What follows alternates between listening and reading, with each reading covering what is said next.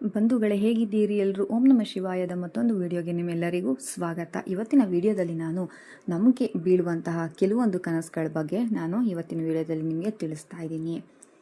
ಬಂಧುಗಳೇ, ಕೆಲವು ಕನಸುಗಳನ್ನ ನಾವು ಎಂದಿಗೂ ಸಹ ಗುಪ್ತವಾಗಿ ಇಡಬೇಕು. ಯಾವುದೇ ಕಾರಣಕ್ಕೂ ಕೂಡ ಇನ್ನೊಬ್ಬರಿಗೆ ಹೇಳಬಾರ್ದು. ನೀವು ಧನವಂತರಾಗುವ ಸಮಯ ಬಹಳ ಹತ್ತಿರದಲ್ಲಿದೆ. ನಿಮ್ಮನ್ನು ಅದೃಷ್ಟ ಹುಡುಕಿಕೊಂಡು ಬರುತ್ತಿದೆ. ಹಾಗಾಗಿ ನೀವು ಕೆಲವು ಕನಸುಗಳನ್ನು ಯಾರ ಬಳಿಯೂ ಸಹ ಹೇಳಿಕೊಳ್ಳಬಾರದು, ರಹಸ್ಯವಾಗಿ ಇಡಬೇಕು. ಸಾಮಾನ್ಯವಾಗಿ ಎಲ್ಲರೂ ಕನಸು ಕಾಣ್ತಾರೆ, ಆದರೆ ಎಲ್ರಿಗೂ ಕನಸು ಬೀಳುವ ಸರ್ವೇ ಸಾಮಾನ್ಯ. ಅವು ವಿಭಿನ್ನವಾಗಿರುತ್ತವೆ ಮತ್ತು ಅನೇಕ ರೀತಿಯಲ್ಲೂ ಸಹ ಇರುತ್ತವೆ. ಅವು ನಮ್ಮ ವಾಸ್ತವಿಕ ಜೀವನದೊಂದಿಗೆ ಹೊಂದಿಕೊಂಡಿರುತ್ತವೆ, ಆದರೆ ಅವುಗಳ ಬಗ್ಗೆ ನಮಗೆ ಯಾವುದೇ ರೀತಿಯ ಅಂದಾಜು ಇರೋದಿಲ್ಲ. ಆದರೆ ಈ ಎಲ್ಲ ಕನಸುಗಳ ಹಿಂದೆ ಒಂದು ಕಾರಣ ಇದ್ದೇ ಇರುತ್ತೆ ಎಂದು ಹೇಳಲಾಗುತ್ತೆ. ಇನ್ನು ಕನಸುಗಳು ರಾತ್ರಿ ವೇಳೆ ಬಿದ್ದಿದೆಯಾ ಅಥವಾ ಮುಂಜಾನೆ ಸೂರ್ಯೋದಯ ಸಮಯದಲ್ಲಿ ಬಿದ್ದಿದೆಯಾ ಅನ್ನೋದು ಮುಖ್ಯ. ಯಾವ ಕನಸು ಯಾವ ಸಮಯದಲ್ಲಿ ಬಿದ್ದರೆ ಅದು ನನಸಾಗುತ್ತದೆ ಎಂಬುದನ್ನು ಕೆಲವು ಶಾಸ್ತ್ರ ಹೇಳುತ್ತವೆ. ಹೌದು, ಶಾಸ್ತ್ರಗಳಲ್ಲಿ ಹೇಳಿರುವುದು ಬಹುಪಾಲು ನಿಜವೇ. ಕನಸುಗಳು ನನಸಾಗುವುದು ನಮಗೆ ಕೆಲವೇ ದಿನಗಳಲ್ಲಿ ಗೊತ್ತಾಗಿ ಬಿಡುತ್ತೆ. ಅದು ಹೇಗೆಂದರೆ, ಒಂದೊಂದು ಕನಸಿಗೂ ಒಂದೊಂದು ಕಾರಣವಿರುತ್ತದೆ ಎಂದು ಸ್ವಪ್ನಶಾಸ್ತ್ರ ಹೇಳುತ್ತದೆ. ಈ ಸ್ವಪ್ನಗಳು ಮುಂದೆ ಬರಲಿರುವಂತಹ ನಮ್ಮ ಜೀವನದ ಕೆಲವು ಘಟನೆಗಳನ್ನು ಸಹ ಸೂಚಿಸುತ್ತವೆ ಅಂತಲೂ ಹೇಳುತ್ತಿರುತ್ತಾರೆ. ಇನ್ನು ಮುಂಜಾನೆಯ ಸಮಯದಲ್ಲಿ, ಅಂದರೆ ಸೂರ್ಯೋದಯಕ್ಕೂ ಮೊದಲೇ ಬೀಳುವ ಕನಸುಗಳು ಆಲ್ಮೋಸ್ಟ್ ನಿಜ ಆಗುತ್ತೆ ಎಂಬ ನಂಬಿಕೆಯೂ ಕೂಡ ಇದೆ. ಕೆಲವು ಕನಸುಗಳು ಶುಭಕರವಾಗಿದ್ದರೆ ಇನ್ನೂ ಕೆಲವು ಕನಸುಗಳು ಕೆಟ್ಟ ಕನಸುಗಳು ಆಗಿರುತ್ತವೆ. ಹಾಗಾದರೆ ನಿಮಗೂ ಸಹ ಇಂತಹ ಕನಸುಗಳು ಬಿದ್ದಿದವ? ನಿಮ್ಮ ಕನಸು ನಿಜವಾದ ನಿದರ್ಶನಗಳು ನಿಮ್ಮ ಜೀವನದಲ್ಲಿ ನಡೆದಿದೆಯಾ? ನನಗೆ ಕಮೆಂಟ್ ಮಾಡಿ. ಕನಸುಗಳ ಬಗ್ಗೆ ತಿಳಿಯೋಣ. ಶಾಸ್ತ್ರಗಳು ಏನು ಹೇಳುತ್ತೆ ಅಂತಂದರೆ, ಯಾವ ವ್ಯಕ್ತಿಯ ಮೇಲೆ ತಾಯಿ ಲಕ್ಷ್ಮೀ ದೇವಿಯ ಅನುಗ್ರಹವಿರುತ್ತದೋ ಅಂಥವರ ರಾಜಯೋಗವನ್ನು ತಡೆಯಲು ಯಾರಿಂದಲೂ ಸಹ ಸಾಧ್ಯವಿಲ್ಲ. ಮೊದಲೇ ಹೇಳಿದಂತೆ ಕನಸು ಯಾವ ಸಮಯದಲ್ಲಿ ಬಿದ್ದಿದೆ ಎಂಬುದು ಮುಖ್ಯ. ಜ್ಯೋತಿಷ್ಯ ಶಾಸ್ತ್ರ ಮತ್ತು ಸ್ವಪ್ನಶಾಸ್ತ್ರದ ಪ್ರಕಾರ ಸೂರ್ಯ ಉದಯಿಸುವಾಗ ಅಥವಾ ಬೆಳಗಿನ ಜಾವ ಬಿದ್ದ ಕನಸು ನಿಜವಾಗುತ್ತದಂತೆ. ಇನ್ನು ಬ್ರಾಹ್ಮಿ ಮುಹೂರ್ತಕ್ಕಿಂತಲೂ ಮುಂಚೆ ಬಿದ್ದ ಕನಸು 1 ತಿಂಗಳೊಳಗೆ ನನಸಾಗುತ್ತದೆ ಎಂದು ಶಾಸ್ತ್ರಗಳಲ್ಲಿ ಹೇಳಲಾಗಿದೆ. ಸ್ನೇಹಿತರೆ, ಕನಸುಗಳ ಜಗತ್ತು ಸುಂದರವಾದ ಜಗತ್ತು ಮತ್ತು ಭಯಾನಕವೂ ಆಗಿರುತ್ತದೆ. ಇಲ್ಲಿ ನಾವು ಕೆಲವು ಕನಸುಗಳ ಬಗ್ಗೆ ತಿಳಿಯೋಣ. ಒಂದು ವೇಳೆ ನಿಮಗೆ ಇಂತಹ ಕನಸುಗಳು ಬಿದ್ದರೆ ಅವುಗಳ ಬಗ್ಗೆ ಯಾರಿಗೂ ಸಹ ತಿಳಿಸಬೇಡಿ, ಏಕೆಂದರೆ ಆ ಕನಸುಗಳ ಫಲ ನಿಮಗೆ ಸಿಗೋದಿಲ್ಲ. ಹಾಗಾಗಿ ಇದು ತುಂಬ ಮುಖ್ಯ. ಅಂತ ಕನಸುಗಳು ಯಾವ್ಯಾವು ಅಂತ ಈ ವಿಡಿಯೋದಲ್ಲಿ ನಾನು ನಿಮಗೆ ಹೇಳ್ತಾ ಇದ್ದೀನಿ. ಆದ್ದರಿಂದ ಈ ವಿಡಿಯೋನ ನೀವು ಕೊನೆಯವರೆಗೂ ಸ್ಕಿಪ್ ಮಾಡ್ದೇನೆ ನೋಡಿ. ಮೊದಲನೇದಾಗಿ, ಸ್ವತಃ ಭಗವಂತನು ನಿಮ್ಮ ಕನಸಿನಲ್ಲಿ ಬರುವುದು. ದೇವರು ಕನಸಿನಲ್ಲಿ ಬಂದಾಗ ಈ ವಿಷಯವನ್ನು ಯಾರಿಗೂ ಹೇಳಬಾರ್ದು. ಆದರೆ ಕೆಲವರು ಹಾಗೆ ಮಾಡದೆ ತನ್ನ ಸ್ನೇಹಿತರಿಗಾಗಲಿ ಅಥವಾ ಕುಟುಂಬದವರಿಗಾಗಲಿ ಹೇಳಿಬಿಡ್ತಾರೆ. ಆದರೆ ಇದು ನಿಮಗೆ ಫಲ ನೀಡದೆ ಹೋಗಬಹುದು. ಸುಖ ಸುಮ್ಮನೆ ದೇವರು ಕನಸಿಗೆ ಬರಲ್ಲ. ಯಾರು ದೇವರಿಗೆ ಪ್ರಿಯವಾಗುತ್ತಾರೋ ಮತ್ತು ಯಾರ ಮನಸ್ಸು ಕೋಮಲವಾಗಿರುತ್ತದೋ ಅವರಿಗೆ ಮಾತ್ರ ದೇವರು ಕನಸಿನಲ್ಲಿ ಕಾಣಿಸುವುದು. ಈ ಕನಸುಗಳು ನೀವು ಆದಷ್ಟು ಬೇಗ ಶ್ರೀಮಂತರಾಗುವುದನ್ನು ಸೂಚಿಸುತ್ತದೆ. ಇನ್ನು ಎರಡನೇದಾಗಿ ನೋಡೋದಾದರೆ, ಕನಸಿನಲ್ಲಿ ತೀರ್ಥ ಸ್ಥಳಗಳನ್ನು ನೋಡುವುದು. ಯಾವಾಗ ಯಾವುದಾದರೂ ವ್ಯಕ್ತಿ ತನ್ನ ಕನಸಿನಲ್ಲಿ ತೀರ್ಥ ಸ್ಥಳಗಳನ್ನು ನೋಡುತ್ತಾರೋ ಆಗ ಅವರಿಗೆ ಸಂತೋಷವಾಗುತ್ತದೆ. ಅದೇ ಖುಷಿಯಲ್ಲಿ ಅದನ್ನು ಅವರು ಬೇರೆಯವರಿಗೂ ಸಹ ಹೇಳಿಬಿಡುತ್ತಾರೆ. ಆದರೆ ಹಾಗೆ ಮಾಡಬಾರ್ದು. ಯಾವಾಗ ಒಬ್ಬ ವ್ಯಕ್ತಿಯಲ್ಲಿ ಸಕಾರಾತ್ಮಕ ಶಕ್ತಿಗಳು ತುಂಬಿಕೊಂಡಿರುತ್ತವೆಯೋ ಆಗ ಮಾತ್ರವೇ ಇಂತಹ ಕನಸುಗಳು ಬರುವುದು. ಆದರೆ ಇವುಗಳನ್ನು ಮರೆತು ಕೂಡ ಯಾರಿಗೂ ಹೇಳಬಾರದು.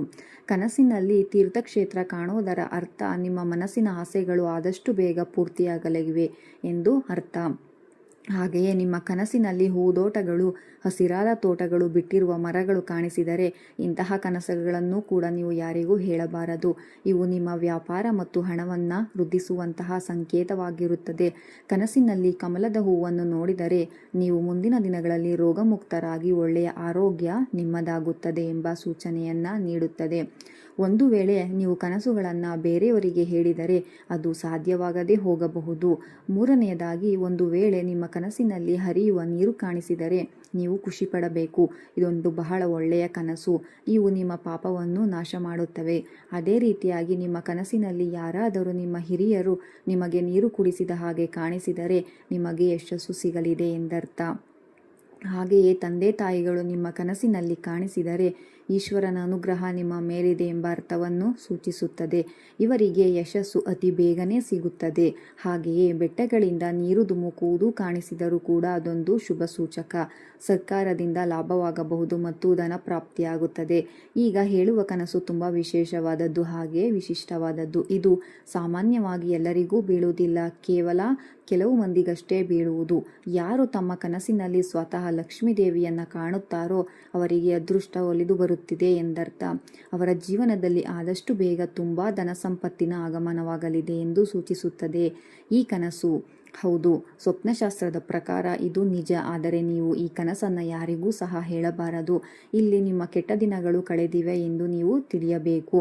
ತಾಯಿ ಲಕ್ಷ್ಮೀ ದೇವಿಯು ನಿಮ್ಮಿಂದ ಪ್ರಸನ್ನಳಾಗಿ ನಿಮ್ಮನ್ನು ಅನುಗ್ರಹಿಸುವ ಕಾರಣದಿಂದಲೇ ಈ ಸೂಚನೆಯನ್ನು ನೀಡುತ್ತಿದ್ದಾಳೆ ಎಂದು ಸ್ವಪ್ನಶಾಸ್ತ್ರ ಹೇಳುತ್ತದೆ. ಹಾಗೆಯೇ ಪುರುಷರು, ನೀವು ರಾತ್ರಿ ಮಲಗಿದ ತಕ್ಷಣವೇ ನಿಮ್ಮ ಪತ್ನಿ ಸುಳ್ಳು ಹೇಳಿದ ಹಾಗೆ ನಿಮಗೆ ಕನಸು ಬಿದ್ದರೆ ಅದು ನಿಜವಾಗಿಯೂ ಅತ್ಯಂತ ಶುಭ ಶಕುನವೆಂದು ಹೇಳುತ್ತದೆ. ಸ್ವಪ್ನಶಾಸ್ತ್ರದ ಪ್ರಕಾರ ನೀವು ಆದಷ್ಟು ಬೇಗ ಶ್ರೀಮಂತರಾಗುತ್ತೀರಿ ಎಂಬ ಅರ್ಥವನ್ನು ಸೂಚಿಸುತ್ತದೆ. ಕನಸಿನಲ್ಲಿ ದೇವಿಯ ದರ್ಶನ ಮಾಡಿದರೆ ನಿಮ್ಮ ಎಲ್ಲ ಸಂಕಷ್ಟಗಳು ದೂರವಾಗುತ್ತವೆ. ಹಾಗೆಯೇ ಮುಂಬರುವ ನಿಮ್ಮ ಎಲ್ಲ ದಿನಗಳು ಸಹ ಒಳ್ಳೆಯ ದಿನಗಳಾಗಿರುತ್ತವೆ ಎಂಬ ಸೂಚನೆಯನ್ನು ಸಹ ನೀಡುತ್ತದೆ. ಕನಸಿನಲ್ಲಿ ತಪಸ್ವಿಗಳು, ಗುರುಗಳು ಬಂದರೆ ಮುಂದಿನ ದಿನಗಳಲ್ಲಿ ನಿಮ್ಮ ಕೀರ್ತಿ ಹೆಚ್ಚಾಗಲಿದೆ ಎಂದರ್ಥ. ಕನಸಿನಲ್ಲಿ ಬಿಳಿ ಹಾವು ಕಾಣಿಸುವುದು ಮತ್ತು ಕಚ್ಚುವುದು ಸಹ ಶುಭಕರ. ಕನಸಿನಲ್ಲಿ ಮನೆ ಕಟ್ಟುವ ಹಾಗೆ ಕಾಣಿಸಿದರೆ ಮುಂದಿನ ದಿನಗಳಲ್ಲಿ ಯಶಸ್ಸು ಮತ್ತು ಪ್ರಸಿದ್ಧಿ ನಿಮಗೆಲ್ಲ ಲಭಿಸಲಿದೆ. ಕನಸಿನಲ್ಲಿ ಕುದುರೆಯನ್ನು ನೋಡಿದರೆ ಈಗ ಇರುವ ಕಷ್ಟಗಳೆಲ್ಲವೂ ಪರಿಹಾರವಾಗಿ ಮುಂಬರುವ ದಿನಗಳಲ್ಲಿ ನಿಮ್ಮ ಜೀವನ ಸುಖಕರವಾಗಿರುತ್ತದೆ.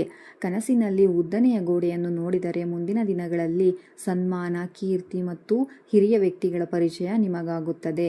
ನೀವು ಮದುವೆಯಾಗಿದ್ದರೆ ಕನಸಿನಲ್ಲಿ ಮುತ್ತು, ಹವಳಗಳನ್ನು ನೋಡಿದರೆ ನಿಮಗೆ ಹೆಣ್ಣು ಮಗು ಪ್ರಾಪ್ತಿಯಾಗುತ್ತದೆ ಎಂದು, ಮತ್ತು ಕನಸಿನಲ್ಲಿ ಆಕಾಶವನ್ನು ನೋಡಿದರೆ ಗಂಡು ಮಗುವಿನ ಜನನವಾಗುತ್ತದೆ ಎಂದು ಅರ್ಥ. ಕನಸಿನಲ್ಲಿ ನವಗ್ರಹಗಳನ್ನು ನೋಡುವುದು ಸಹ ಅತ್ಯಂತ ಶುಭಕರ. ಮುಂದಿನ ದಿನಗಳಲ್ಲಿ ನಿಮಗೆ ಯಾವುದೇ ರೀತಿಯ ಆರ್ಥಿಕ ಸಂಕಷ್ಟಗಳು ಇರೋದಿಲ್ಲ. ನಿಮ್ಮ ಬಡತನವೆಲ್ಲ ದೂರವಾಗುತ್ತದೆ. ಕನಸಿನಲ್ಲಿ ಶವಯಾತ್ರೆಯನ್ನು ನೋಡಿದರೆ ಮುಂಬರುವ ದಿನಗಳಲ್ಲಿ ನೀವು ರೋಗಮುಕ್ತರಾಗಿ ಆರೋಗ್ಯವಾಗಿರುತ್ತೀರಿ. ಹಾಗೆಯೇ ಸ್ಮಶಾನವನ್ನು ನೋಡಿದರೆ ನಿಮಗೆ ಹೆಚ್ಚಿನ ಜನ ಬೆಂಬಲ ಲಭಿಸಿ ಧನಲಾಭವಾಗಿ ನೀವು ಹೆಸರು ಗಳಿಸುತ್ತೀರಾ ಎಂಬ ಸೂಚನೆಯಾಗಿದೆ. ಬಾವಿಯಲ್ಲಿ ನೀರು ಕಾಣಿಸುವುದು ಕೂಡ ಅತ್ಯಂತ ಒಳ್ಳೆಯ ಕನಸು. ಅಚಾನಕ್ಕಾಗಿ ನಿಮಗೆ ಧನ ಪ್ರಾಪ್ತಿಯಾಗಲಿದೆ ಎಂಬುದನ್ನು ಇದು ಸೂಚಿಸುತ್ತದೆ. ಈಗ ನಿಮಗೆ ಇರುವ ದುಃಖ, ನೋವು ಎಲ್ಲವೂ ಸಹ ದೂರವಾಗಿ ಮುಂಬರುವ ದಿನಗಳಲ್ಲಿ ನಿಮ್ಮ ಜೀವನ ಸಂತೋಷವಾಗಿರುತ್ತದೆ ಎಂಬ ಸೂಚನೆಯನ್ನು ಕೊಡುತ್ತದೆ.